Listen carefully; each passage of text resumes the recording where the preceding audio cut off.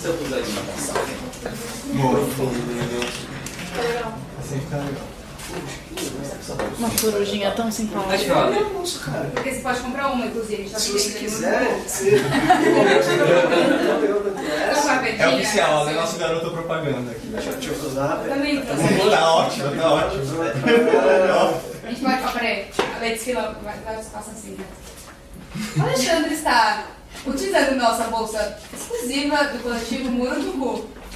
Quem quiser alguma. Por R$10. Linda, né? Maravilhosa. À venda com a gente. Muito obrigada. Designer na época.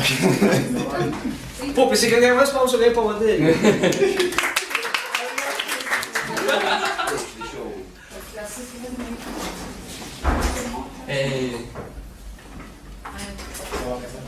Ó, a moça da comida esqueceu. Valeu. Não, mas é que não tá no trecho. Pode descer, mas põe o vídeo. Tá filmando, tá? Sim. Depois eu edito. Ué, tem outra edição Aconteceu alguma coisa? Ah, não, ele bateu Qual que é a palma. honestidade? Nossa. Aí tá trocando.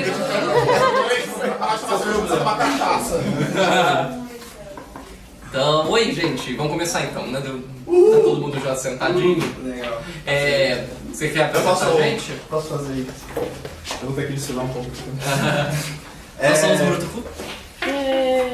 Então, bom, a gente já estava conversando com vocês um pouco antes sobre isso, né? Alguns já conhecem a gente também, mas o coletivo, o Bruto é justamente esse coletivo que tem essa ideia de trazer a pesquisa, em especial a pesquisa em filosofia, para fora da universidade, né? Discutir as questões que são pesquisadas assim pelos pós-graduandos, pelas pessoas que estão fazendo pesquisa na academia, fora da academia de um modo acessível, de uma maneira que valorize tanto a pesquisa dessas pessoas como a própria ideia da pesquisa em si, né? Isso de a gente se informar sobre determinadas questões e poder discuti-las mais abertamente, não só no âmbito restrito da universidade.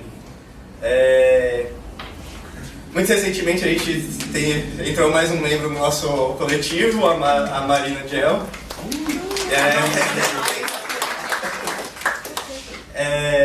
Muito legal ter ela com a gente.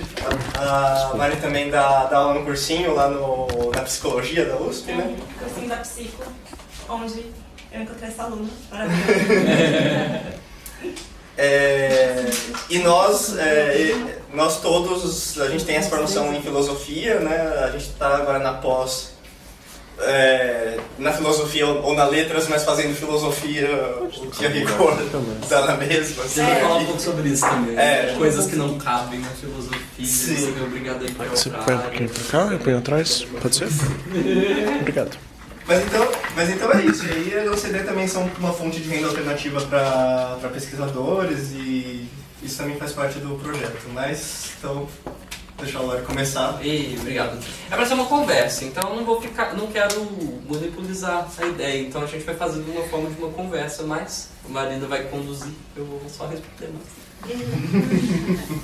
Isso. E quem quiser, pode surgir alguma coisa, quiser falar, por favor, falem que a gente queria que a discussão fosse um pouco mais aberta e a gente pudesse conversar melhor sobre as coisas que forem aparecendo aí, né? Sim. Então, gente, o Lore, ele vai falar um pouco da pesquisa dele, né?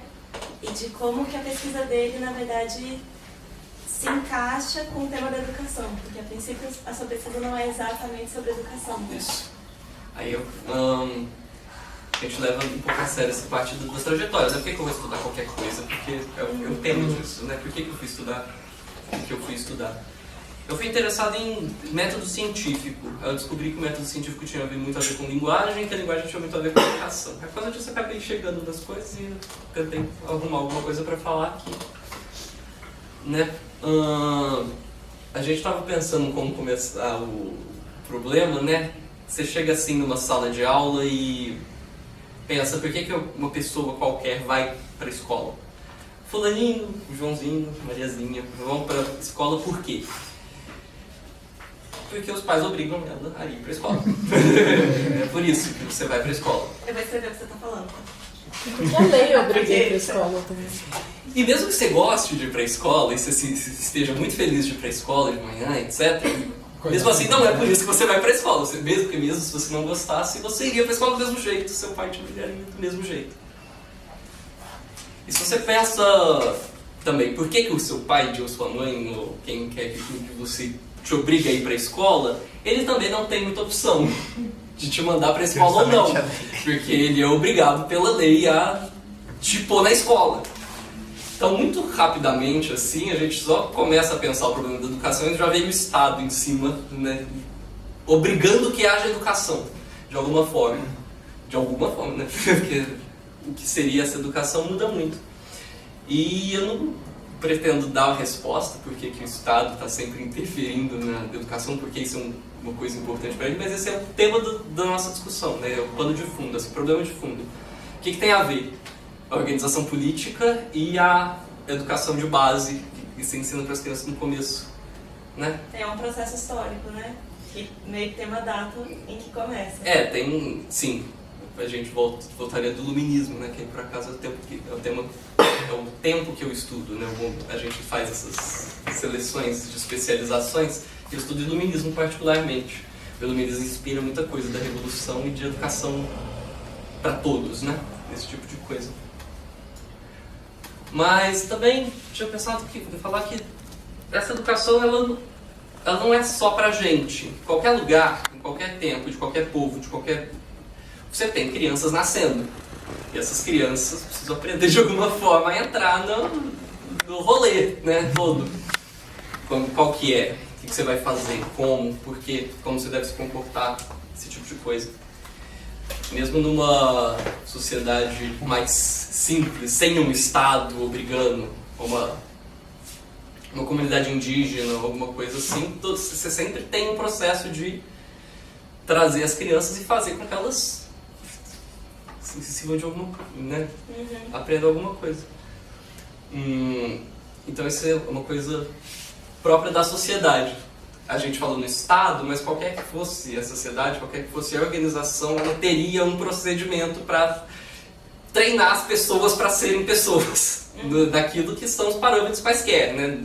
Variam em tempo, variam em lugar, variam em sociedade, variam em tudo. Mas de alguma forma você tem que treinar as novas crianças aí a fazer alguma coisa. Então tem esse lance dessa relação entre Estado e currículo, né? Você tem que aprender alguma coisa específica, não é qualquer coisa. E conhecimentos que são esses que são importantes para que a gente se torne o que o Estado quer que a gente se torne nesse caso. Exatamente. No caso da nossa sociedade, né? Então, cidadãos. O que é preciso a gente saber para ser cidadão. A gente está num momento que tem mudado a lei, né, a respeito disso. Eu estava com projetos aí de base curricular nacional, base curricular... Base nacional comum nacional curricular. Isso. BCNN, né? BNCC. Vocês veem que eu não sou especialista nisso, é pra todo mundo falar junto. Não, ninguém é. Porque eles têm umas coisas de reduzir as coisas em português, matemática, né? De apostilar muito, deixar tudo muito quadradinho, o que você precisa saber, o que você não precisa saber. Tem tipo uma pirâmidezinha, né? Português e matemática tá aqui em cima e todo o resto tá aqui embaixo.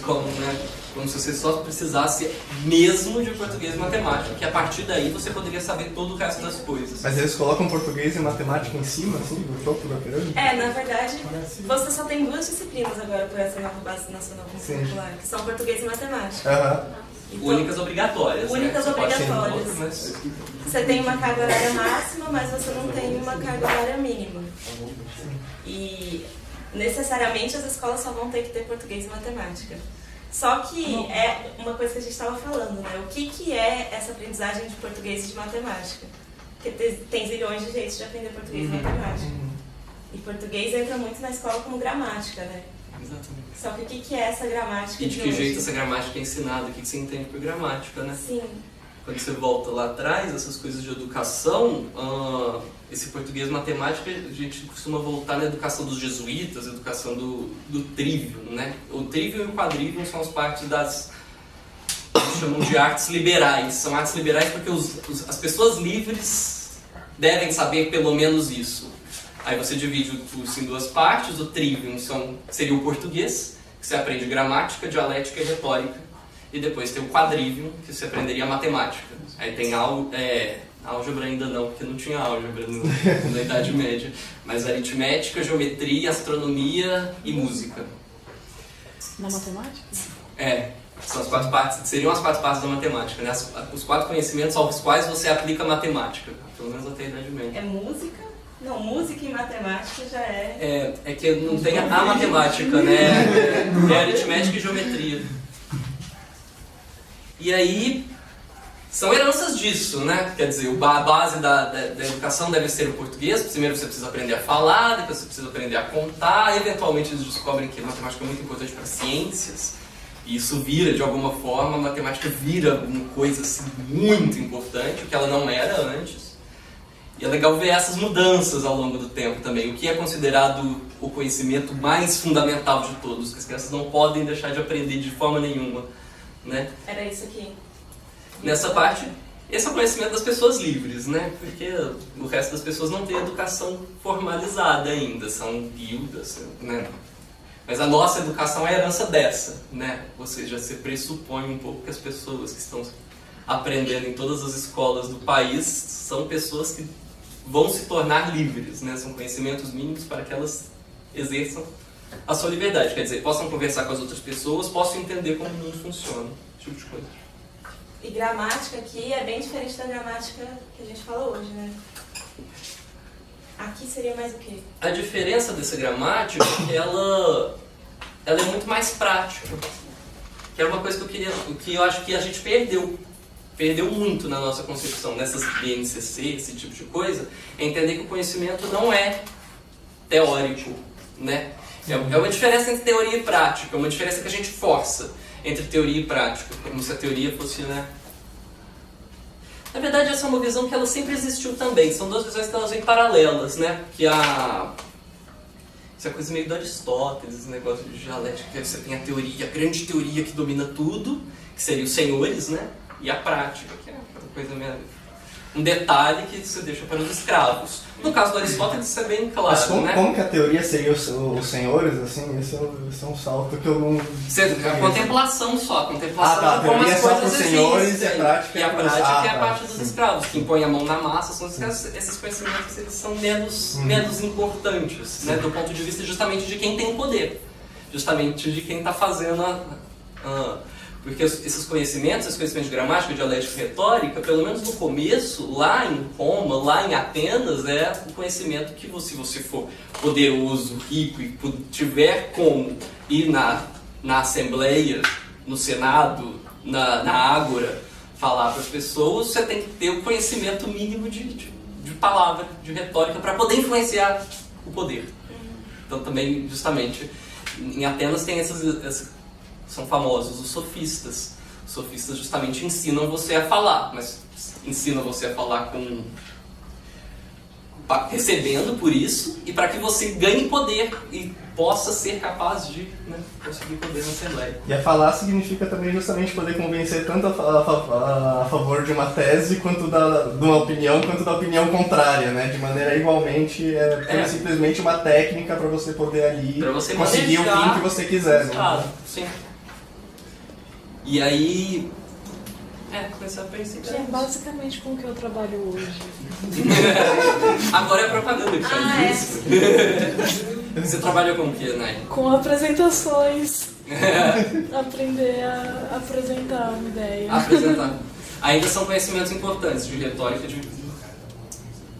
Mas explica de verdade, fala o que você faz. Mas é isso, a gente faz apresentações para empresas. Para empresas, Então a gente tem cursos, até eu estava dando um workshop hoje, tanto da parte visual, que é que eu trabalho, eu sou designer, mas também a parte de construção do roteiro, de como, né, construir a sua argumentação e como trazer o convencimento, e de como falar.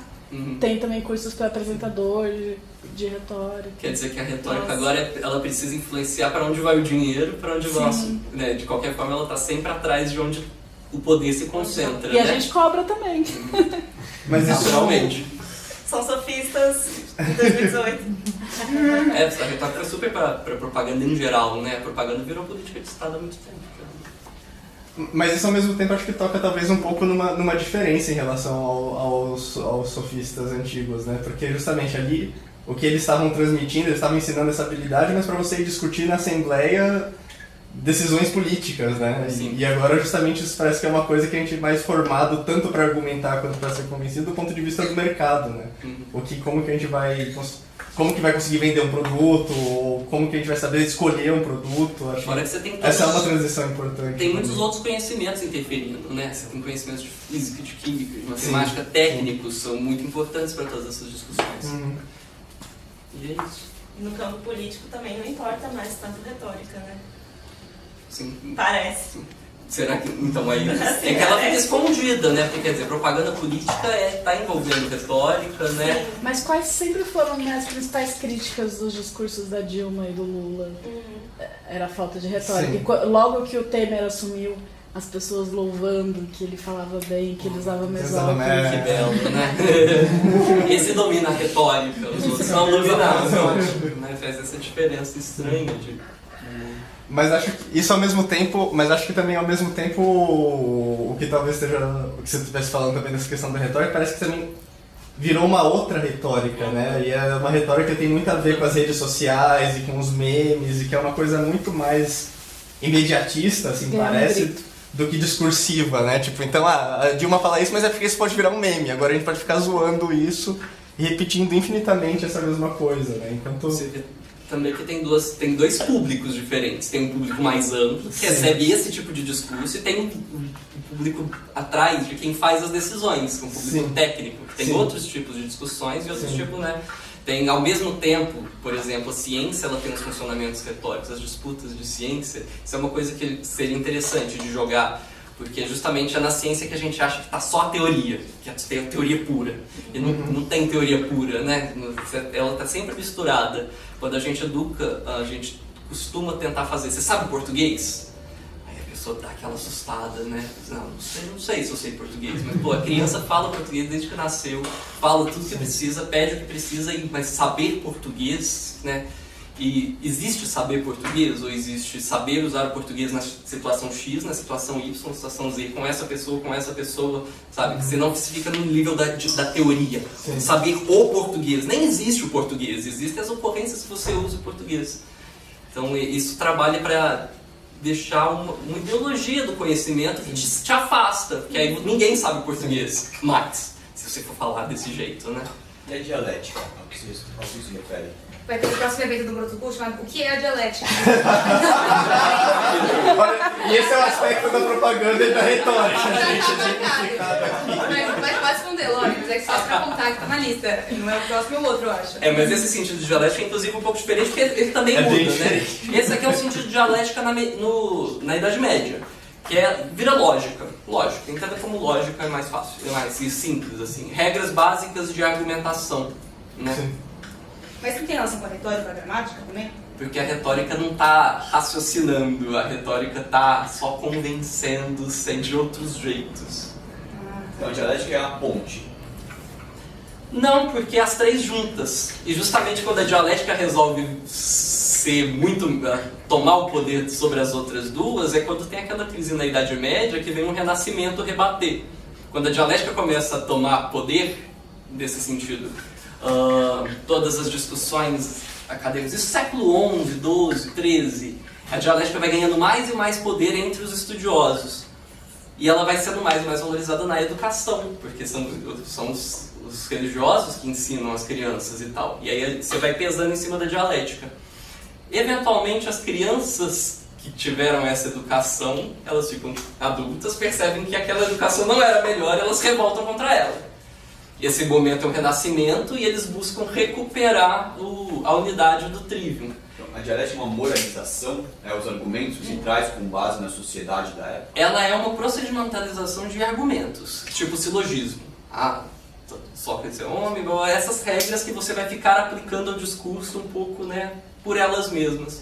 O que o Renascimento se revolta é que você precisa levar a sério a linguagem como um todo. Inclusive as partes que você convence, inclusive as partes que você não está raciocinando. Porque o que fica é que o raciocínio é a parte mais bela do homem, sabe? Uma coisa bem religiosa mesmo, é a parte do homem que tem parte no divino. Você acessa as verdades eternas com a matemática, com o silogismo, sobretudo. Mas, eventualmente, você vai... essa educação, quem passa por ela percebe que ela não está dando certo.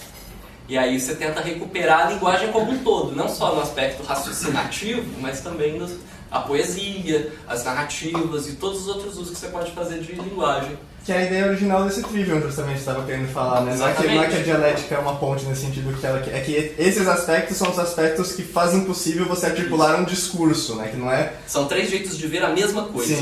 Sim. Meio isso. E aí, quando você tenta recuperar o Trivium, vem o Renascimento. Aí você vai voltar a recuperar a poesia, etc, etc. Essas pessoas tomam conta da escola.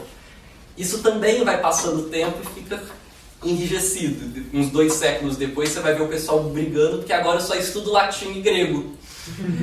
Sabe? A cada momento as pessoas vão ter que vir e revolucionar. Vão decidir que um conhecimento é mais importante, ele vai perder eventualmente e as pessoas vão e trocam. A primeira troca é o Renascimento, que você tenta recuperar o Trivium em relação à sua dialética. Outro movimento que vai vir depois é quando você estiver estudando só latim e grego sozinho, meio sem motivo, é o momento da Revolução Científica. Aí o pessoal vai vir, não, você também precisa aprender matemática. Matemática se descobre, né? E ela é a descoberta dos textos matemáticos que faz com que venha, né, um Galileu, um Descartes. Você descobre umas coisas gregas ali no final de 1590 e muitos. E aí a matemática toma o papel de alguma coisa definitiva também. Sempre vem uma disciplina mais autoritária que tenta fazer o golpe. Agora é tudo eu. Agora é tudo dialética. Agora é tudo matemática. Agora é tudo português e matemática. Sim. Né? E aí, enfim.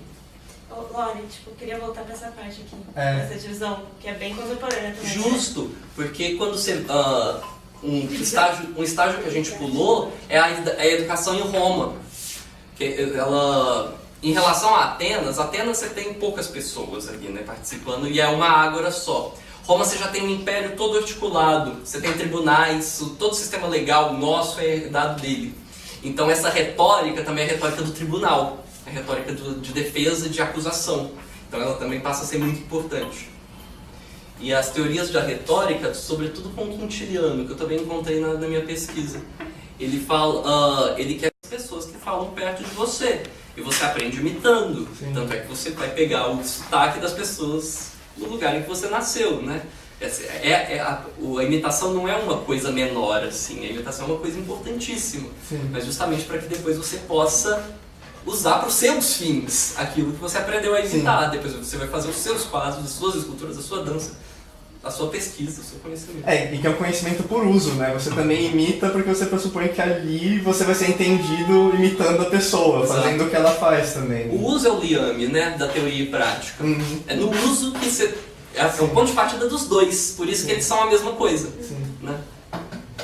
E aí você vai educar a criança para fazer um uso para ela mesma ou para outra pessoa, né? Meio isso. E acho até legal, porque você falou dessa questão justamente, né, do que é o aprendizado da língua, por exemplo, que justamente não tem a língua portuguesa como se tivesse junto da Bíblia, do Alcorão, dos Vedas, tem ali a Bíblia do português, né? Deus colocou as regras. De cada língua, assim. Mas eu acho, pra mim, a impressão que isso o que mais me convence de que é verdade que isso não é o caso é que você percebe quando você aprende uma língua que você só sabe mesmo a língua quando você sabe fazer os erros certos. Quer dizer, quando você sabe errar quando as pessoas que falam a língua mesmo fluentemente erram, né? Até isso né? Você não vai ficar falando... Usa a regra, né? Você não vai ficar falando a hora toda, eu estou bem, eu estou fazendo isso. Você fala português brasileiro, você vai falar, eu estou bem, eu estou fazendo isso. Todos você não vai... Tem toda a razão. E essa coisa de teoria e prática tem também a ver com essa divisão de trabalho manual, trabalho intelectual, esse tipo de divisão que eu acho que hoje, não só hoje, né, mas com a universidade, etc., a gente reforça mais ainda. Assim. Tem os conhecimentos altos e os conhecimentos baixos, né? Entre as faculdades tem hierarquias, tem hierarquias dentro das faculdades. Sei lá, a física teórica é muito mais importante que a física aplicada, que é muito mais importante que a licenciatura de física. né? E coisas desse tipo. E a física é muito superior à química, que é só física aplicada. Né? Esse tipo de coisa. A filosofia nem sobrou, né? Mas tem um episódio do Big Bang Theory, né? Que o Sheldon e a Amy estão disputando o que é mais importante, a neurobiologia ou a física. Né? Fala, não, mas com a física eu vou mostrar como o cérebro se origina. E a outra fala, não, mas com o cérebro eu vou mostrar o processo de pensamento que formulou a sua teoria física. Então, se você entrar nessa conversa assim... Porque quando você for ver, se você for levar a sério, todos os conhecimentos são importantes. Sim. Eles se sustentam uns aos outros. É um castelo de cartas que cada conhecimentinho vai dando uma ajustada ali. Quase como um trivium um pouco o que você falou, né? Quase como se fosse mais a questão de ver de uma perspectiva diferente a mesma coisa. Sem dúvida. São só pontos de vista sobre as mesmas coisas, né? E quando você vai ver na prática, tá tudo funcionando junto. Sim. É a física junto da química, junto da biologia, junto de todos os conhecimentos humanos que você puder ter sobre aquela situação. Atuando ao mesmo tempo. Sim. Por isso é difícil lidar com qualquer coisa. A gente compartimentou, sei lá, o ato de comportamento do corpo humano em pedacinhos diferentes, né? Tipo, isso é um pouco esquisito, né? Porque, tipo, se você for pensar numa reação química, fatores físicos influenciam, tipo, tem modelos matemáticos modelando como tudo aquilo funciona, isso, tipo, não é coisa separada. Não. A gente talvez estude separado para poder facilitar a maneira como a gente assimila aquilo, mas... A universidade, como a gente conhece agora, ela é do mesmo momento dessa Revolução Francesa, só que ela é na Alemanha. Aí você começa a dividir em cátedras, aí você tem um micropoder, né, entre quem manda na matemática, quem manda na física, quem manda na... E sem falar que você começa a diferenciar. Ah não, a minha matéria é diferente da sua, então eu vou criar uma faculdade separada, eu vou ter os meus recursos e eu não preciso mais lidar com você. Agora eu tenho o meu feudo, sabe? É uma coisa meio de território que vai virando, né? Uma dinâmica de território dentro da universidade mesmo, dentro da instituição da universidade. E aí as faculdades mais poderosas são sempre a medicina, o direito, e antes era a teologia, hoje em dia é a engenharia, mas você vê de qualquer forma são as coisas que estão mais próximas do poder. O poder muda e as faculdades mudam, importantes mudam também, né? Juntas, de acordo. Então isso é muito louco de ver. Próxima vez que eu ver um engenheiro, eu vou chamar de teólogo embustido. Assim. Não, eu não disse que era teologia. Opa, nada. A minha conclusão é que prédio é maior que Deus. Os shoppings são os novos templos, tem que erguer aquela coisa. Quem vai fazer? Quem tá erguendo esses templos? O Templo de Salomão desafia. O Templo de Salomão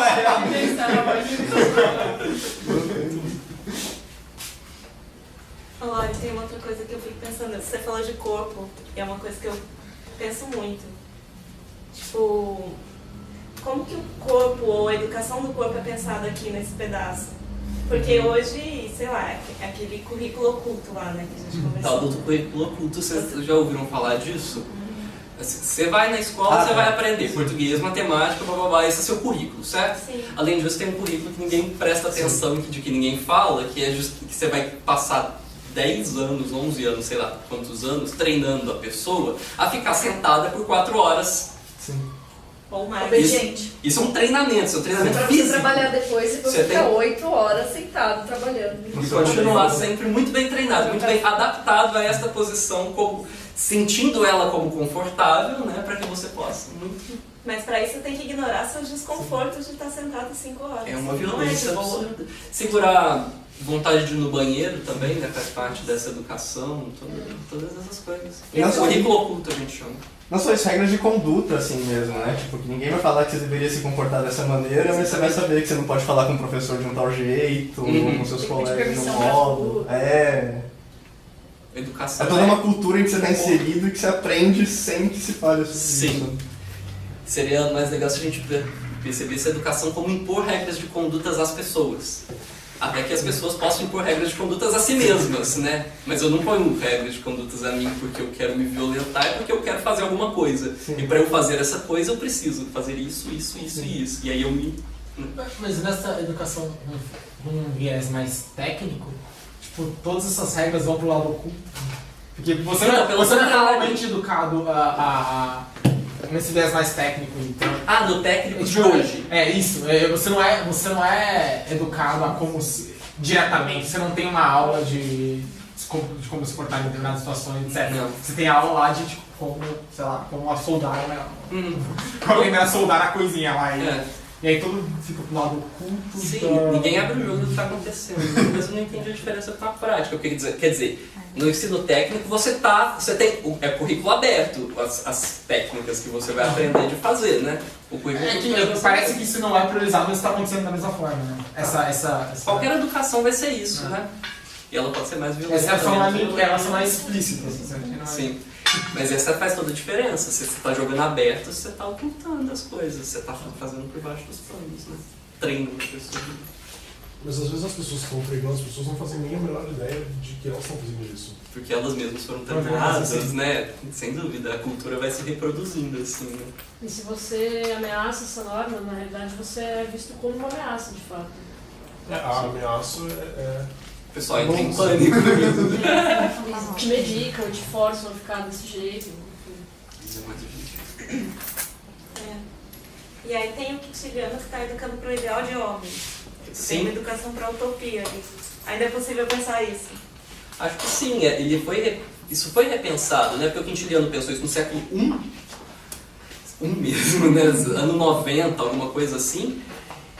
Mas ele foi recuperado e em 1400 e não sei quanto acharam o livro dele. Essas coisas acontecem, né? O negócio fica perdido, acham um livro. 1420, isso dá muito pano para manga do Renascimento mesmo, que você recupera esses ideais de educação. Aí você pensa em Leonardo da Vinci, Michelangelo, uma coisa que eles pensam as artes desse jeito, né? As artes como educação do corpo, o corpo como importante nisso tudo. Então o Renascimento foi uma busca por esses textos do passado, de antigos estudiosos, para recuperar eles para aquela época. Sim. E onde foram encontrados? Onde estavam esses materiais? Eu não sei exatamente onde eles estavam, provavelmente no fundo de algum mosteiro, que foi meio abandonado, ninguém deu uma olhada, já tem lá, sei lá, estantes de livros antigos que ninguém nunca viu, aí... Muita coisa chegou dos árabes também. Também, mas me parece não ter sido o caso do Quintiliano em particular, mas sem dúvida, muita coisa veio pelos árabes, tinham traduzido. Mas, sim, antes de eles descobrirem todos esses textos, e do Quintiliano em particular, eles já estavam ali meio, né? Eles percebiam que a língua deles era importante, o que interessa não é só o latim nem o grego, então vou falar o meu italiano. Isso começa na Itália primeiro, né? Então vou falar o meu italiano, a língua que eu falo, porque é importante escrever o que eu falo, registrar a minha parte, né? E isso já é uma revolta contra o latim standard, né? Dos mosteiros, da escolástica, né? Que era que dominava a Igreja Católica naquele momento. Então você tem sempre umas... É engraçado, né? Você se revolta lendo mais coisas mais antigas e com isso você ganha força para subverter o que você tem no momento, né? Isso acontece muitas vezes.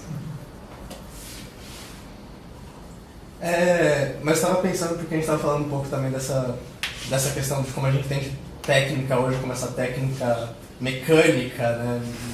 Em certos, muito entre aspas, manual, assim, um pouco alienado, assim, mas eu me pergunto quanto isso tem a ver também, por outro lado, porque parece que isso... O Schiller mesmo fala isso lá, né, no século XIX. Logo depois mas falando, mas lá nas cartas estéticas sobre a educação do homem, né, sobre a educação estética do homem, ele fala justamente essa questão que a gente foi acumulando conhecimentos, e aí, em determinado momento, para que alguém possa realmente ter conhecimento de uma área, ele precisa se dedicar meio que quase que inteiramente a ela, porque ele não tem como adquirir conhecimento de todas as áreas. Assim. Ninguém poderia. Só que ao mesmo tempo isso leva a uma fragmentação do próprio ser humano, né? O próprio ser humano acaba se tornando uma peça no todo do sistema, em vez dele mesmo ser um ser humano inteiro, né? No 19 já percebiam isso, né? Que o conhecimento você não consegue percorrer tudo. O conhecimento é uma nuvem de conceitos, de práticas, de coisas. Você não tem. Se você passar a sua vida inteira para percorrer isso, não tem como. E aí, mas isso gera um problema mesmo, né? Porque de fato, como que a gente recupera assim, essa noção de humanidade? Eu começo a ter que selecionar desses conhecimentos quais que as pessoas vão ter que aprender mesmo. Sim. Né? Sim. E aí você vai tentar, sei lá, dar as bases das ciências para as pessoas, que isso parece mais razoável. Uhum. Mas aí Periga a gente cair no utilitarismo que ela falou, né? Aprender pra quê? Tem que estar sempre ligado a alguma coisa que eu tenho que fazer com aquilo. Sim, e os alunos perguntam, com razão, né? Pra que eu vou usar isso? E a gente vê muito discurso até de tipo, por que eu aprendi Bhaskara e não aprendi a declarar imposto de renda? Que tá saindo de um utilitarismo para outro, né? Sim. Mas é que esse segundo utilitarismo do imposto de renda é uma coisa que todo mundo precisa fazer para ser cidadão, né? Então, nesse sentido, é alguma coisa... Tem as regras. Tudo bem se obrigar as pessoas a seguir as regras da sua sociedade, né? Sei lá, quando você tem uma comunidade indígena que tem certas plantações e certos rituais de migração, as pessoas têm que aprender a fazer isso. E elas têm que aprender a desempacotar, empacotar, onde encontrar um lugar, onde achar comida, onde não achar. E tudo isso são procedimentos que o grupo sabe. Que isso é conseguido com muito tempo de tentativa e erro de todo mundo, né, dividindo o conhecimento. Mas acho que talvez seja uma questão também que talvez dê pra falar de dois sentidos de uso, né? Tipo, de se perguntar sobre o uso de uma coisa, né? Que um poderia ser você se perguntar o que é útil, nesse sentido, né? Tipo, o que você consegue produzir algo com isso, ou arrecadar alguma coisa mais nesse sentido material, né? Mas o outro dizer qual que é o sentido disso pra mim, né? Que não necessariamente assim, se identifica com alguma coisa útil. Né? Quer dizer, por exemplo, eu poderia falar que eu estudar Hegel em vários aspectos muito provavelmente não é útil, mas assim, pra mim faz sentido por alguma razão. Né? Entendi. Mas acho que... E aí entra a questão justamente da sua formação como ser humano, né? Você conseguir usar aquilo. É importante, né? Mas às vezes usar não é porque é uma coisa útil, mas é porque aquilo realmente te preenche de alguma forma como ser humano. Eu concordo, né? eu acho que isso devia ser levado a sério. Isso deveria estar, né, no discurso ideológico disso aqui, da BNCC. E ele diz que você vai estudar o que você quiser, né? Você vai escolher se você vai estudar isso, se você vai estudar aquilo. Mas justamente que isso seja uma escolha depois, sendo que a base é só um pedaço ali meio malajambrado, estranho, né? Ou português, a matemática. Aí você vai chegar no final, você sabe português, você sabe matemática, pior ainda. Não, mas quer saber matemática, sabe somar? Sei. E subtrair? Também. Aí você vai indo e tem coisas em matemática que você sabe, tem coisas que você não sabe, mas até aí todo mundo é assim, né? E eu acho engraçado que apesar de existir essa ênfase, essa valorização do português e da matemática, não é esperado que a gente saiba depois de sair da escola. Você conversando numa roda de adultos, não é esperado que a pessoa lembre das regras da gramática ou lembre da fórmula de Bhaskara. Ou, você não é menosprezado por isso, ou, tipo, ninguém espera que você saiba essas coisas. Então realmente aprender pra quê? Então, né, tá super descompassado, né, uma coisa e outra. E aí, pensa nisso. É que uma vez que eu escutei assim, acho que de um professor, que ele falava que pra ele fazer sentido uma valorização aí da matemática e do português, que eram linguagens. Então, tipo, vai ajudar no seu raciocínio, muito mais do que uma questão utilitarista de você vai saber gramática ou você vai saber de Bhaskara. Tipo, muito mais a questão de linguagem e raciocínio. É que ele justamente se oculta que você fala coisas com motivos, né? Eu não falo português em geral, assim, não existe, né? Eu fico fazendo frases que eu não vou usar em casa, pensando frases que eu não vou usar. Justamente uso o português para usá-lo. A matemática também. E essa parte do uso, né, de aplicação, ou sensibilizar. Matemática é importante? Tudo bem, beleza, todo mundo concorda, mas mostra para a pessoa por que isso é importante de alguma forma. Isso é importante mesmo e como, por quê, para fazer o quê, né? Isso me parece que não tem ênfase suficiente, mas também não estou aqui para dar soluções para a educação. Você fala de educação de como ela é feita, né? Como ela deveria. Eu acho que volta a questão da obrigação, né? Ir pra escola por obrigação. Mandar os filhos pra escola por obrigação. Aprender português e matemática por obrigação. Tanto que são as duas. Já tira o tesão de todo mundo, né? Então a obrigação é o resumo do sentido. A obrigação e pronto. É muito mais alienado do que o conhecimento que você estava falando, de você viver em uma aldeia indígena e você tem que aprender a plantar. Você tem um motivo para isso, você é muito claro. Você está em contato com o seu motivo, né? Não sei, eu acho que o motivo é o que faz você aprender.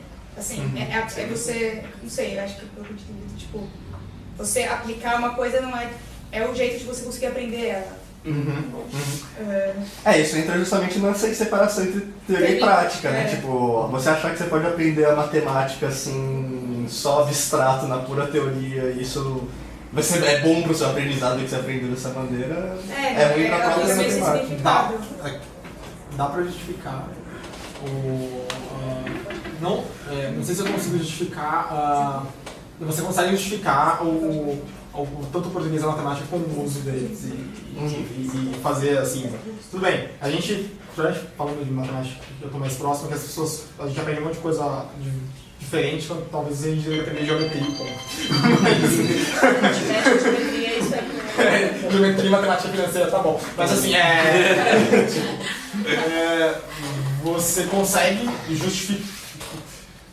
Toda essa pirâmide eu conseguiria justificar dada a nossa vida em sociedade atual. Então, tipo, a gente não tivesse escolhido a matemática, se tivesse escolhido, sei lá, a geografia. Dava pra justificar por que escolhemos geografia e português, como por que isso é importante na nossa sociedade atual.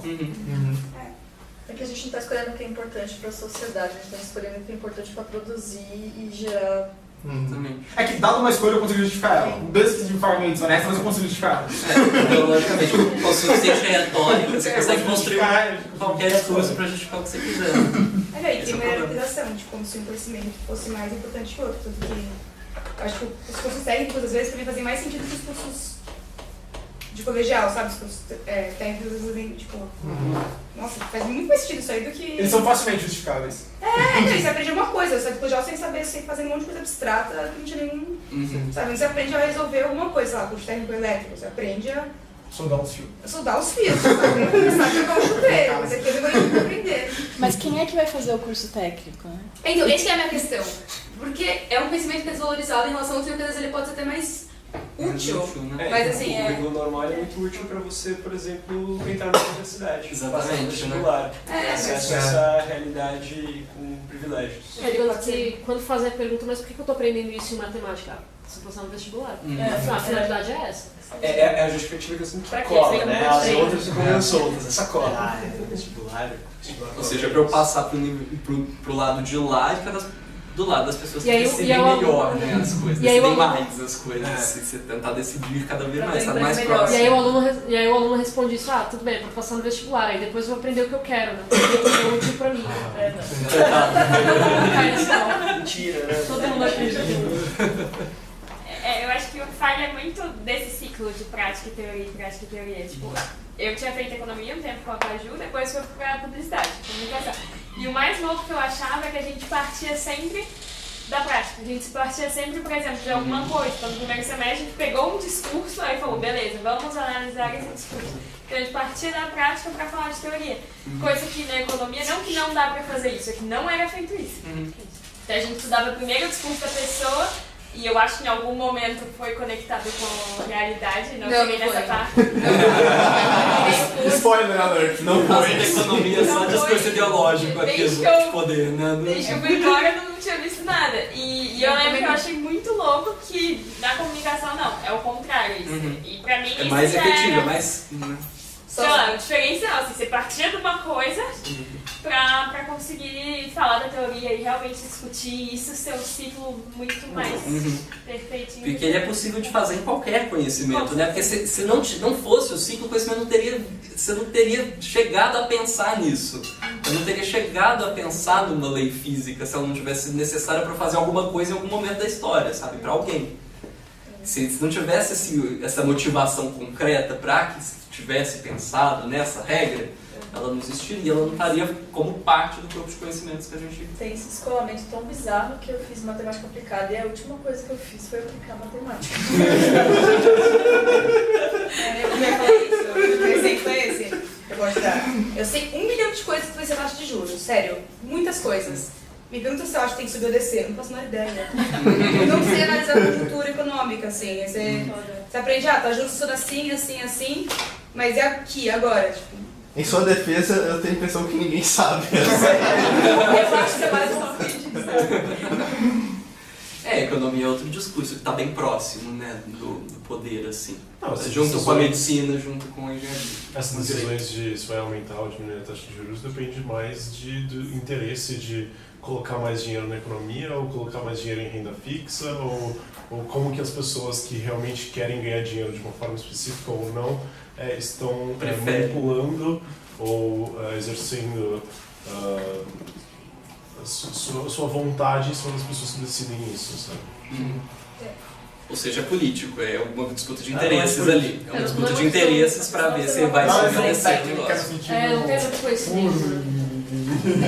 A economia encara como uma questão técnica, alguns campos da economia encaram como uma questão técnica. Você preenche as fórmulas, você resolve, dá juros, é claro.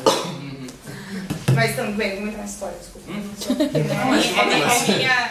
É o meu trabalho. E é o comitê que decide isso, né? Então não é só sei lá, o presidente que elege, que escolhe as pessoas que vão decidir isso.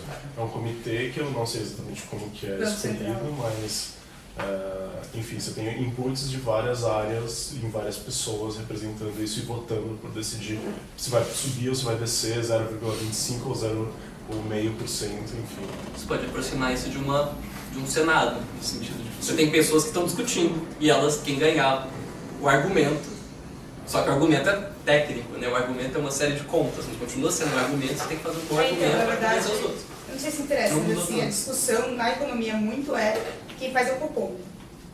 E aí o Copom faz a reunião lá e libera se vai aumentar ou diminuir. A questão é que o Copom ele pode seguir regras diferentes, se não é regra, assim, ele, teoricamente ele é técnico. Mas você colocar alguém lá, presidente, mais... Ele é técnico e subjetivo, né? Então, teoricamente, era para ser, pela lógica de como a gente pensa os taxas de juros, era para ele ser técnico, mais ou menos. Era para ele só aplicar questões e decidir, olha... Chamando de técnico isento, né? Isento, mas não é, porque quem escolhe é presidente... Não é técnico, nem sabe as palavras aqui. Não, mas assim, tem gente que acha que nem deveria tentar ser técnico. Deveria ser político mesmo. E abertamente político. E abertamente político. Tem gente que acha que tem que ser técnico, e quando isso é quebrado, as pessoas conseguem ter outras continhas, fica pé da vida. Mercado em geral, mas essas coisas. Então essa é a disputa, é quão técnico é, e no fundo, né, quando tipo, nada é somente só técnico, né? Porque vai ser técnico é político. Nessa perspectiva aqui, você vai pensar, aplicar uma arte, assim, sei lá, arquitetura. Grupo de tal de pessoas faz casas desse jeito. Grupo tal de pessoas, um outro grupo tal de pessoas, lá no outro lado do mundo, faz uma casa com outro formato, com outra organização. Aí, sei lá, o pessoal no Ártico faz um iglu. São todos casas, todos têm utilidade. Então, quando você coloca em termos de técnico, em termos de uso, isso aqui tem um objetivo e um uso, tem mais de uma verdade possível. Não tem aquela ideologia da verdade única, só tem uma verdade. Só tem uma verdade quando você está no domínio da teoria maluca, descolada. Porque quando o uso é o parâmetro, você pode fazer a mesma coisa de vários jeitos. E aí você passa a ter, ao invés de... As múltiplas verdades que você tem, você chama de estilos. Aí você tem, a escultura tem tantos estilos, não tem a escultura certa, a verdadeira escultura. Você pode esculpir desse jeito, desse outro. E se ela for uma boa escultura, pronto. Mas aí, né? Mas isso faz parecer ainda mais que tem muito a ver, essa concepção de técnica que a gente tem muito a ver de fato com a revolução industrial, assim, né? Porque o que significa técnica a partir desse momento? Você tem uma coisa padronizada que segue determinadas fórmulas e determinados princípios sempre iguais para produzir sempre o mesmo, né? O mesmo resultado. O mesmo resultado. Você não pode admitir que você tem jeitos diferentes de fazer esse cálculo, né? Estilos diferentes, pesos diferentes para dar de diferentes coisas, que seriam estilos. Ou se chamaria escolas, provavelmente, né? Escolas de economia diferentes. Eu acabei de pensar em escola, mas eu pensei, teve muitas vezes que eu esse meu estilo de economia é esse. Não, claro. Mas isso, inclusive, porque todas essas palavras, estilo, arte, todas foram deixadas para baixo. Elas foram sistematicamente desvalorizadas. Estilo é uma palavra de coisa que não importa, arte é uma coisa que não importa, né? A gente não vai falar aqui da ciência, vamos falar aqui do técnico. Sim. Mas aí você está sempre ocultando que tem as duas coisas misturadas. Né? E aí parece que é quase como se tivesse, a partir dessa padronização, uma união, também uma união entre teoria e prática, mas uma união perversa, porque justamente, a partir do momento que é padronizado, então é sempre a mesma fórmula, logo é sempre uma mesma teoria, que é só você guardar e ficar reproduzindo. Não tem mais retroalimentação, né? Não tem mais a coisa do... É só repetição, assim, para mesmo... Tem prática e teoria para gerar mais, tipo, teoria e criar coisas. Sim. Uma parte do objetivo é a reproducibilidade, né? Exatamente. Eu quero fazer igual. Exatamente. Sempre. Eu quero, assim, toda vez que eu traço, eu desenho uma coisa diferente daquela, eu tenho um risco daquela coisa dar mais certo, menos certo, diferente ou mais diferente. Enquanto eu tenho um caminho seguro que é o reproduzível. Uma coisa que eu já sei que dá assim, então continua aí. E aí justamente, você sempre repete a mesma coisa, isso vira uma pura teoria, assim, faz sempre exatamente desse jeito. Você consegue fazer parecer que é uma teoria, né? Você É. consegue defender que é uma teoria, porque veja bem, todo mundo faz igual. Aí, mas isso é um imposto, né? É uma grande violência de padronização. A padronização só é obtida com alguma violência, né? E aí... Essa questão da padronização, levando em consideração esses novos estilos de estudo. O aluno vai poder ter a liberdade de escolher as demais matérias. Então, a minha educação vai ser a mesma dos outros alunos. Sim. Qual seria o impacto disso? Quer dizer, você continua tendo um discurso comum com os outros, que seria o português e a matemática, né? E você tem muita confiança que seria o suficiente. Mas eu acho que isso desagrega as pessoas, eu imagino que isso. Mas aí tem as outras matérias. Aí a minha escolha foi uma, a sua escolha foi outra. Eu fico pensando futuramente, no futuro dessas crianças. Vocês não conseguem mais conversar sobre isso, né? No mercado de trabalho, cada um vai estar no seu mundo, cada um vai estar no seu. Conhecimentos muito encaixotadinhos, né? Como eles não deveriam ser. Mas isso é necessariamente ruim? Ou isso é uma análise que a gente consegue fazer agora porque a gente ainda está nesse nível padronizado? Uma das críticas que se faz é que rolaria uma especialização precoce, né? Tipo, você estaria lá com seus 14, 15 anos, mas você já estaria meio encaminhado para o mercado de trabalho. E a educação também estaria voltada só para esse uso, né? O uso do mercado de trabalho. Um uso específico. Um uso específico. Que já é o que as pessoas acham para que serve hoje, né? Então, a gente tem, por exemplo, a gente tem uma classe média inteira que se acha muito educada, mas eles não são educados de verdade, eles são instruídos. Eles têm um conhecimento para produzir alguma coisa, mas se você for olhar a pessoa como um cidadão, em termos de questionar coisas e pensar e produzir e tudo mais, você não pode bem colocar muito isso, né? Eles estão tirando de novo a sociologia, a filosofia. Filosofia não vai ter mais, né? É uma classe média que é supostamente educada, mas que repassa corrente de WhatsApp. Nossa! Eles não são educados, né? Eles sabem executar coisas. Mas isso é todo mundo, não é nem classe média. Todo mundo. Você falou da padronização. Que isso é muito interessante, porque, meu Deus, porque fica como se a padronização fosse um vilão, né, sempre. Mas o problema não é padronizar. Padronizar é ok, regras sociais é uma coisa que tem. Eu falei da tribo indígena, eles têm regras lá para fazer todas as coisas. É padronizado, mas o problema é qual padronização, e se você está impondo essa padronização dos outros, você é uma padronização obtida por consenso, por negociação entre todo mundo envolvido. Que não costuma ser o caso. Mas até que ponto é possível? Ainda mais com uma sociedade muito grande, né? E ainda mais com uma sociedade tão desigual. No começo, foi falado da obrigação e da obrigação do Estado, da educação. Mas a partir do momento em que não tem essa obrigação do Estado, quem não vai ter educação? Quem vai optar por não ter educação? Vai ser eu, que posso entrar numa faculdade pública, que posso ter uma profissão? Ou vai ser uma pessoa mais pobre que tem que começar a trabalhar mais cedo para ajudar os pais? Sem dúvida, isso é claro. Essa mudança a gente chegou a conversar do homeschooling, né? O pessoal de ter aula em casa ao invés de mandar para a escola. Isso, eu acho que algumas discussões, eu não sei se isso chegou a ser aprovado, mas foi? Sim.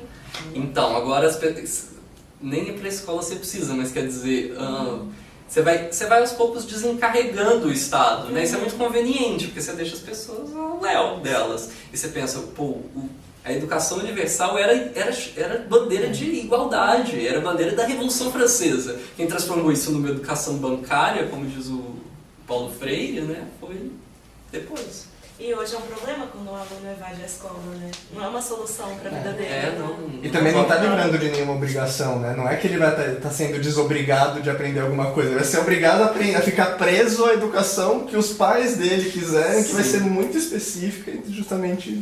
Você não pode fugir das regras da sua sociedade, né? Existir é ir se padronizando, ir se educando de alguma forma. E aí...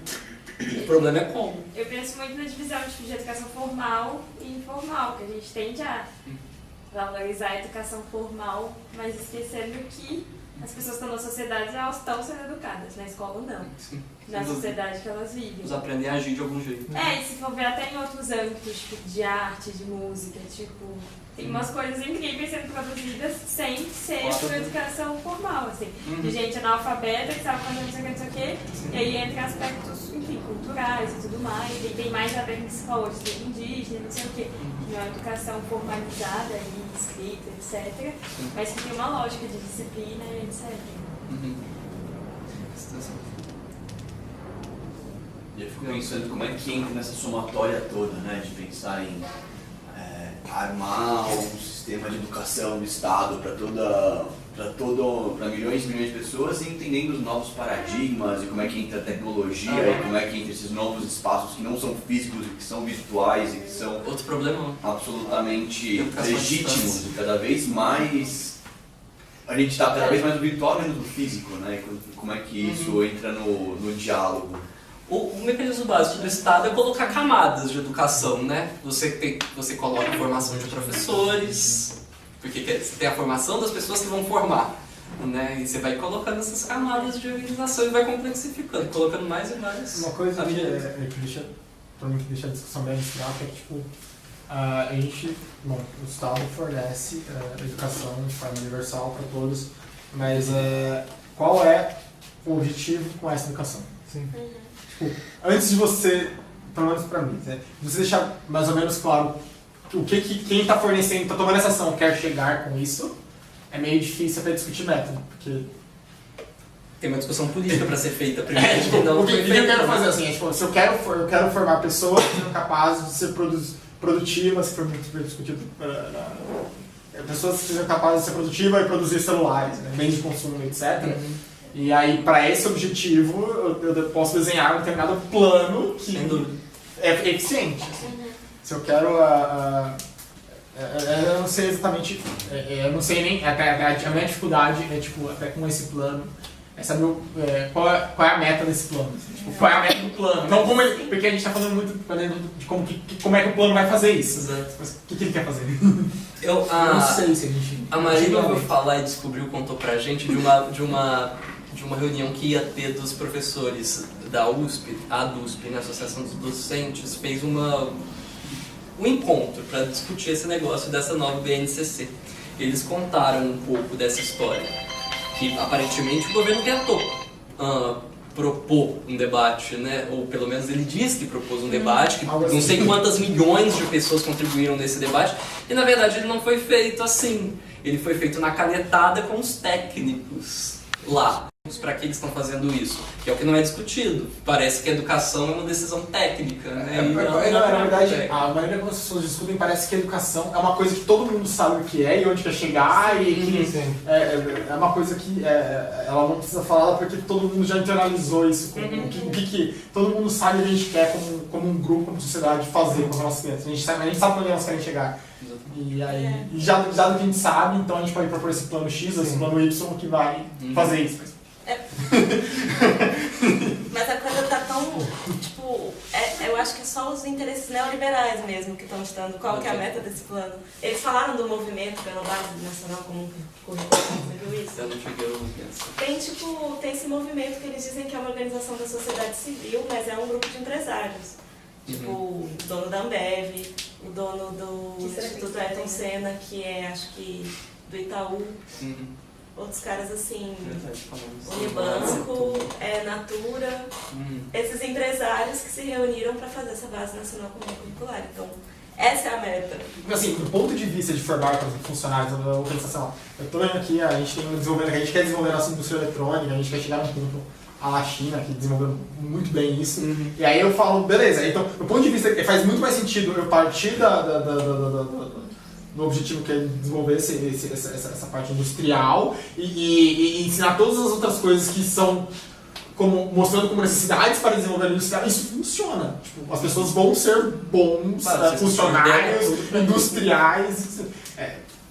Não sei se é o que a gente quer, mas se o plano, se o objetivo for esse, existem métodos que funcionam, já foram vistos funcionando para cumprir o objetivo. Tanto que treinamentos em geral, assim, não na educação universal, mas tem maneiras de treinar que funcionam bem. Porque a gente tem Mas é claro que como você não consegue coordenar isso tão bem assim e tão de cima para baixo, no limite você está um pouco dentro da liberdade de cada professor, de cada instituição, né? De cada... É uma coisa um pouco mais fluida e mais caótica que acontece, né? Bem mais caótica. Enquanto não tiver escola sem partido, né? É, que aí a gente vai conseguir liberar as coisas aí você horríveis reduz a que variação gente e aí você consegue ser mais assertivo ainda. É sempre uma violência. A padronização é sempre uma violência. A única coisa que eu me pergunto com essa mudança é se ela vai ficar tão diferente assim do que a gente já tem hoje. Dado que as pessoas estão indo pra escola só porque elas são obrigadas, assim. Tipo, a pessoa ter a matéria não tá fazendo toda essa diferença também, se a gente vê hoje. É, porque também aí entra na ação de cada aluno também, né? Como cada aluno recebe essa educação. É claro que isso também entra na conta. E não tem como impor. Você consegue impor um programa de estudos, mas impor como as pessoas vão receber esse programa de estudos é mais difícil. Essa separação da teoria com a prática que faz a pessoa ir para a escola e não entender nem por que ela está estudando isso e não existe motivação. Sim. E aí comparando isso, esse jeito hoje de só teoria, é aí que eu me questiono se tipo, a diferença de ter só português e matemática e outras opcionais se é tão diferente de ter todas como a gente teve. Não sei. Entendeu? Também. Então, é que eu achei, né? Mas eu não tenho certeza, eu não sei se eu vi isso em algum lugar ou se está na minha cabeça. O Brasil é avaliado pelo PISA? Acho que é o PISA. E é português e matemática que se avalia. Então, o que eu achei achado é que, assim, para melhorar os índices que pioraram recentemente, vão dar, assim, os caras sabem português e matemática, mas dá português e matemática para eles e só. Tipo, porque tem que aumentar a nota do vestibular, entre aspas, né? O vestibular que o governo passa. O vestibular mundial, sei lá, a imagem do Brasil para o mundo. E aí a minha impressão ficou muito essa aqui, na verdade não é nem porque eu concordo, eu tenho a visão da Laura que, tipo, se você abrir esses raciocínios e aí você fosse escolhendo o que você gostaria de ter, é uma coisa boa. Sim. Mas, assim, eu não vejo isso sendo feito. Eu tava querendo falar algo, basicamente isso também, né? Porque acho que se fosse de fato essa ideia de que você tem matemática, tem português, você pode até dizer que são espécies de linguagens mais universais, que você pode aplicar em áreas diferentes. Se você tivesse o básico para depois você poder escolher o que você vai fazer de complementar, é maravilha, mas parece que só tá querendo dar o básico e o complementar nunca vai estar disponível ali. Só, ninguém, na verdade, ninguém vai aparecer não vai ter. Você vai cortar elas pouco a pouco. Não vai ter filosofia e sociologia assim para quem quiser, não vai ter o complementar não vai estar lá, você realmente reduziu ao básico e entre ter obrigatoriamente o básico e ter obrigatoriamente mais do que o básico, por mais que de uma maneira puramente teórica e tal, é melhor. É mais ou menos como a gente escolhe as faculdades, a gente não sabe o que a gente vai encontrar lá quando a gente escolhe o curso. Vai ser isso na escola, né? Antes de você escolher para que lado você não vai ter a menor ideia de qual lado é o que, você vai descobrir quando você estiver lá. Isso não é liberdade para nada. Uma criança geralmente tem muito menos autonomia para descobrir de alguma forma, né? Você pega, sei lá, uma pessoa que acabou de se formar, sei lá, tem 17 e, sei lá, 23 anos, que quer entrar na faculdade, ela consegue pelo menos ter uma noção do que ela pode vir a aprender. Agora você pega uma criança de, sei lá, 11 anos, aí ela pensa, legal, quero estudar ciência. Tipo, que ciência, tem muito sabe? menos. É uma criança que está construindo a própria consciência e construindo a própria identidade ainda. Tipo, que interesses você tinha com 11 anos que você ainda tem hoje? Nossa, sei lá, eu queria ser agricultor quando era pequeno, velho. E uma coisa que me preocupa também é, sei lá, eu concordo no sentido de que é melhor ter todos os básicos assim, obrigatórios do que ter só esses básicos restritos, porque claramente não vai ser oferecido complementar. Outra coisa que me preocupa nesse sentido é, por exemplo, os próprios pais das crianças enviesarem, assim. Português e matemática é importante, o resto... Não, sei lá, e seu pai é engenheiro e fala, não, você tem que estudar matemática e é isso, e física, sabe? É isso. Que entra a questão do homeschooling de novo, né? Porque justamente, né? Parece que é dar uma liberdade maior, mas na verdade, em várias medidas, você está aprendendo as opções dos pais, do que eles querem. Ou então qualquer outro contexto que pode forçar a criança, sei lá, fica só com português e matemática mesmo, que daí você tem que estudar menos para passar. O que eu acho que vai acontecer é que no final as aulas vão sendo sucateadas, as outras matérias, e eles vão cortando porque as crianças não têm interesse. Não tem demanda. Eu tenho receio disso. É que como os colégios também precisam disponibilizar essas coisas e ninguém mais vai ser obrigado a disponibilizar essas outras carreiras, né? Então vai ficar muito mais difícil. E são justamente as matérias que ajudam a pensar o mundo. As matérias que têm algum conteúdo, né? Porque isso aqui é só forma, a linguagem. A linguagem, você vai falar sobre o quê? Não, a linguagem. Quando entra o português não vai entrar a literatura, sabe? Exatamente, é a gramática. E aquela gramática idiota. Você sabe usar a crase? Errou a crase aqui, ó, que burro. Não chega.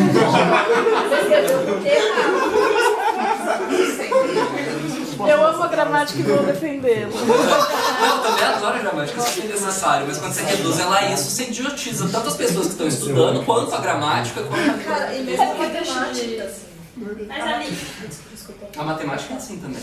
A matemática, na verdade, ela não nasceu sozinha, assim, ela nasceu como uma ferramenta da física para você conseguir a boa matemática explicar é as coisas, E aí você separa uma coisa da outra e só fica justamente uma coisa vazia. Para falar disso, justamente a diferença da matemática entendida como a regra, né, absoluta, que vai mudar tudo, um Descartes, um Spinoza, que aí a matemática comanda todas as coisas. Sim. Mas aí, eventualmente, você descobre com o Newton você descobre que a matemática ela serve para modelar a coisa. Eu já tenho os fenômenos celestes, eu tenho que descobrir qual matemática expressa isso, sabe? A matemática não inventa a astronomia, ela se adapta à astronomia para conseguir expressar ela. Quer dizer, é um casamento de conhecimentos, ela não é o conhecimento que vai esmagar todos. A maior parte das coisas que surgiu em matemática, cálculo, por exemplo, surgiu de física. É daí. É o Newton tentando fazer isso, o Leibniz também. Na questão do português, é assim, né? Eu imagino que vá mais para essa linha de interpretação de texto, com base, tipo, em Enem hoje. Esse tipo de coisa. Eu acho que já teve uma desvalorização da gramática em relação à interpretação de texto. Mas eu não sei como... essas provas gerais, etc. Eu não sei como é o Enem hoje. Meu conhecimento do Enem já tem aí uns 10 anos. Gostaria de que não fosse tanto, mas enfim. Mas na época que eu fiz o Enem, a interpretação de texto que tinha no Enem era literalmente, tinha um texto, eles retiravam as palavras-chave do texto e ordenavam de formas diferentes nas alternativas, só para testar se você leu o texto. Não tinha nenhuma interpretação no sentido de qual é o sentido desse texto. É testar se você leu. Era o Enem de 63 questões e as pessoas tiravam 63. Eu tirei 61 e fiquei com vergonha. Mas eles tentam hoje a gente trabalhar até com outros tipos de linguagem, assim, tipo quadrinho, não sei o que, música, coisas mais desse interessante. Tipo. Na época que eu fiz vestibular, tinha várias coisas legais, tipo, eu adorava prova de vestibular, eu achava interessantíssimo. Principalmente a parte de português, tinham coisas, sei lá, divertidas. E matemática, tipo, eu cheguei a fazer Olimpíada, essas coisas, mas era muito louco, assim. Então, a matemática que eu tinha nisso era muito diferente da matemática quadradinha que a gente tinha. E pra mim, eu não vejo só como uma ferramenta, por exemplo, a matemática. Não, eu vejo como uma forma, tipo, de, sei lá, raciocínio e estruturar problemas, assim. Era muito louco. E eu penso, sei lá, se outras pessoas tivessem contato com isso no ensino fundamental e médio, a relação com matemática muda, é outra. E só eu compartilhar uma raiva que eu tenho dentro de mim. É porque educação, é que eu acho que eu tô meio desacreditada de educação formal, principalmente. E me irrita quando fala, tipo, a educação é a solução do mundo. Tem esse negócio, tipo, a educação é a coisa única e importante. Eu lembro que uma vez, tipo, enfim, um cara lá de um coletivo de educação, tudo, ele tava conversando com a gente e ele falou assim, não, meio que assim, educação é uma coisa, mas ela não é tudo. Porque a gente tá acostumado a colocar a educação, às vezes, num patamar que parece que, sei lá, esporte não é mais importante. Você ir pra praia não é importante, entendeu? Porque, tipo, você ir pra escola é. Aí beleza, e cultura e educação estão uma daqui e outra tá ali, né? Porque você vai separar as castas de quem estuda e de quem não estuda, porque desmerece. Ir pro show não é educação, ir pra praia não é educação, fazer um esporte não é educação. Então as coisas estão tão assim que parece tipo educação. E é que pra mim hoje, o que eu vejo de educação, pelo ponto de vista também que eu tive da universidade, etc. Tá muito mais num contexto social do tipo, hoje o trabalho ocupa 80% do meu dia e antes era educação. Então, pra mim, faz muito mais um sentido social do que realmente educação pela educação formal, pelo que é tido em conteúdo. Pra mim, isso é tipo... O mais importante, então, continua sendo o currículo oculto. Com certeza, mas tipo, eu falando, a minha faculdade foi uma bosta, entendeu? Tipo, uma bosta, de professor de tudo. E pelo menos, fiz duas, as duas... Não, a faculdade consegue ser muito mais bosta. Mas é mais calma, mas é que, gente, é uma bosta. Desculpa, gente. Cara, então desculpa. Desculpa te dizer spoiler. E não que eu não tenha aprendido acho que, enfim, do alto do meu classe média, fica muitos negócios tipo, ai, mas meu raciocínio é muito bom, que eu tô pensando no mundo. Que merda eu tô fazendo, entendeu? Tipo, beleza, eu tô indo numa roda de discussão, olha, tipo, a faculdade serviu pra isso. Na real, sei lá, tô muito foda-se hoje em relação a essas coisas. Então, eu tô meio desacreditada de educação. Tem uns problemas com essas educações todas que você vai desagregando as pessoas, né? Você chegou a tocar nesse assunto, que as pessoas elas vão fazendo coisas tão diferentes que elas vão saindo, elas param de ter algo de comum, né? Isso é um pouco... Você mencionou o Chile, esse negócio. O próprio conhecimento é meio assim, é tanta coisa, né? Se você quiser saber direito alguma coisa, você vai ter que estudar pro resto da sua vida, não vai dar tempo de se especializar direito na coisa. Mas isso parece que vai desagregando as pessoas, elas não têm nem mais um sentimento de que tem alguma coisa em comum pra gente fazer juntos, né? Ou que nós todos, cada um no seu lugar, tá construindo algo que se pudesse chamar sociedade ou Estado, alguma coisa do tipo, né? Eu tô pensando uma coisa aqui. Num futuro próximo, tipo, não sei, talvez uns 30 anos, o trabalho como a gente conhece hoje não vai existir mais.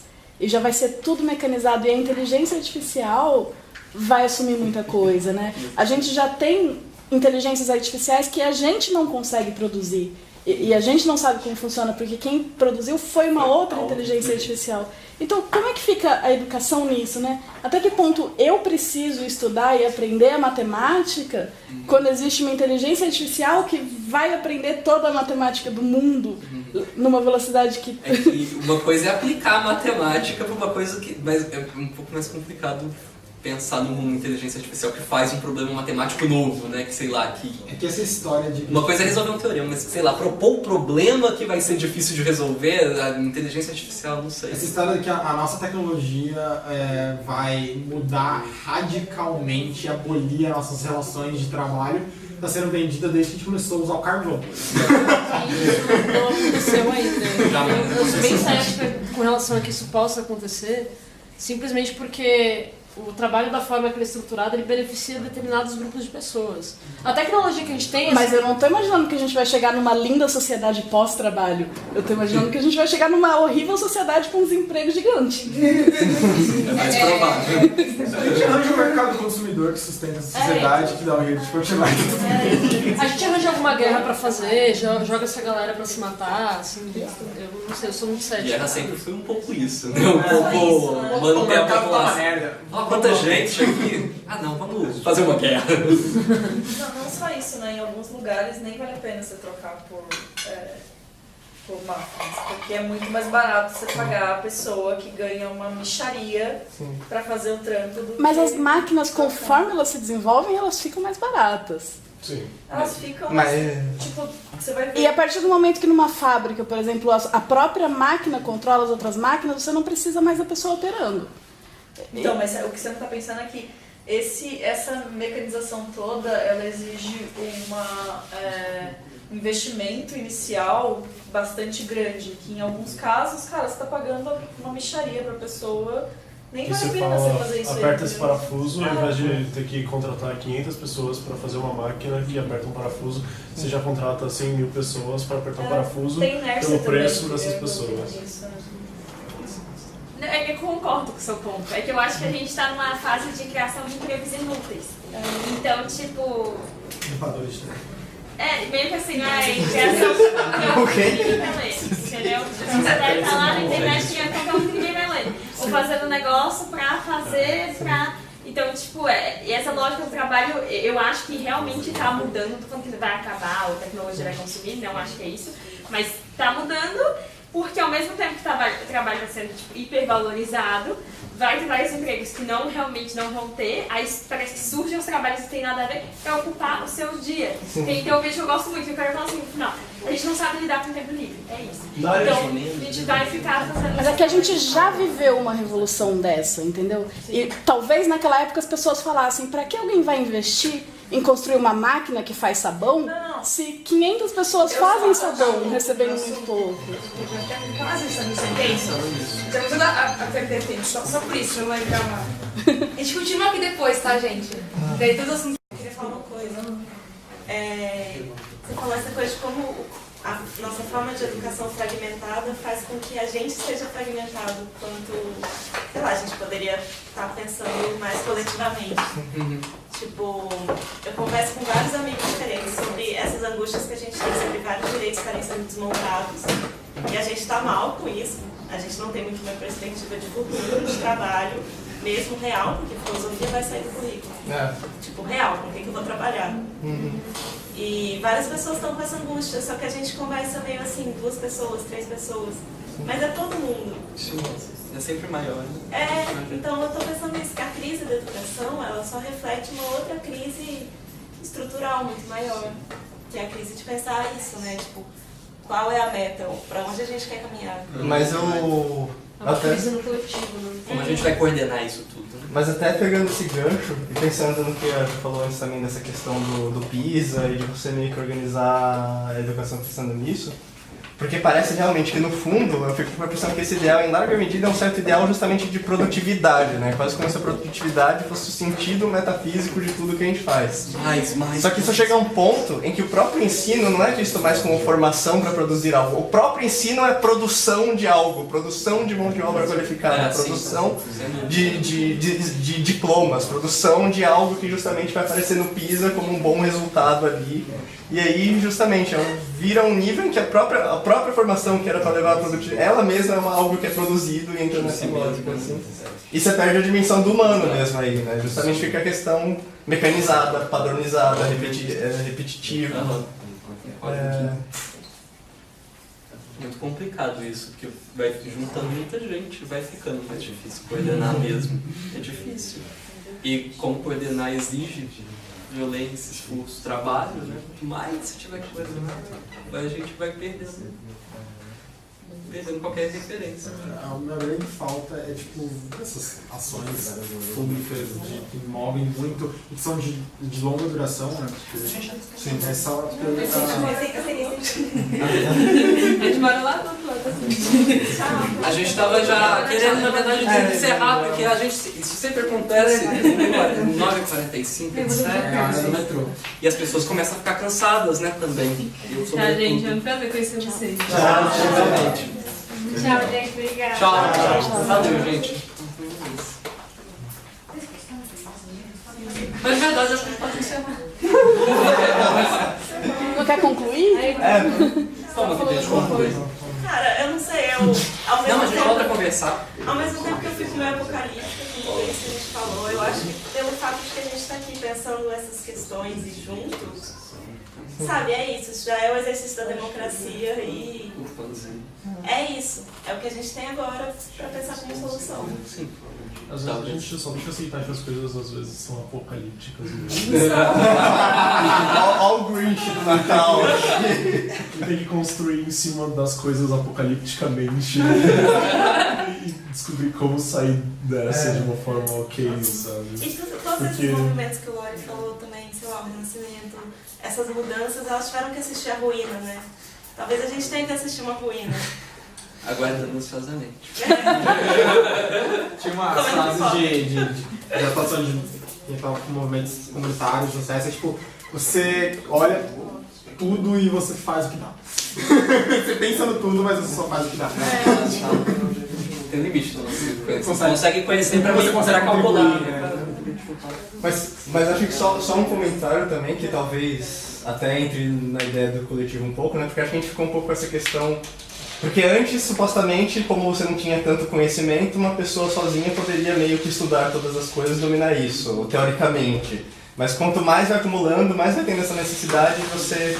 Mas acho que em ambos os casos você está supondo que o que importa seja a pessoa dominar uma espécie, abarcar completamente uma teoria como se isso fosse fundamental. Assim. E quando a gente pesquisa, a gente aprende que justamente, ou deveria aprender que justamente não é isso. A pesquisa é você direcionar aquilo que interessa para o seu objetivo, né? Você já teve a sorte de encontrar um livro nossa, precisava muito estudar isso. Aí você descobre que tem um livro que já fez isso. Você, graças a Deus, não vou precisar ir atrás. Outra pessoa fez isso pra mim. É muito bom. Você vê que o trabalho é coletivo, né? Que você vai... E eu acho que isso recupera a dimensão do humano mesmo também, né? Porque justamente a partir daí não é que você vai ficar limitado a uma única área, ou você conhece com tudo todas as áreas, ou conhece tudo uma área. O que também, na situação atual, não vai acontecer. É você conhecer o que te interessa de cada área para você conseguir seguir os objetivos individuais e coletivos. Assim.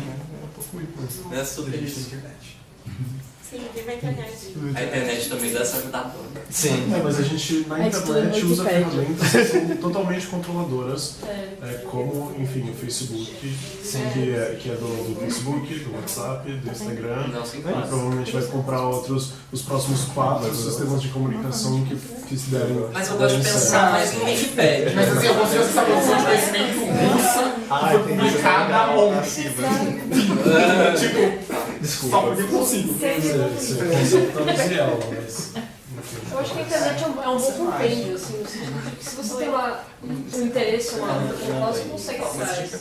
Mas no sentido de construir algo coletivamente, eu não sei se a internet eu acho que a gente... Claro que no sentido de, por exemplo, construir uma Wikipedia faz sentido, mas ter um diálogo tipo esse, eu não sei se a internet funciona. Acho que a internet potencializa tudo na humanidade. Inclusive eu gosto por gatos, desculpa. E com essa a gente encerra. É só mais uma evidência de como os gatos escravizam a gente. Esse será o tema do próximo Dose. Mas é isso, a gente precisa assim, encerrar formalmente. Então, obrigada. Vocês. Obrigado mesmo. A internet é meu que fica visitar quando era criança. Ah, é? Você era uma cidadezinha E agora eu vou pegar uma cerveja. Eu tô tomando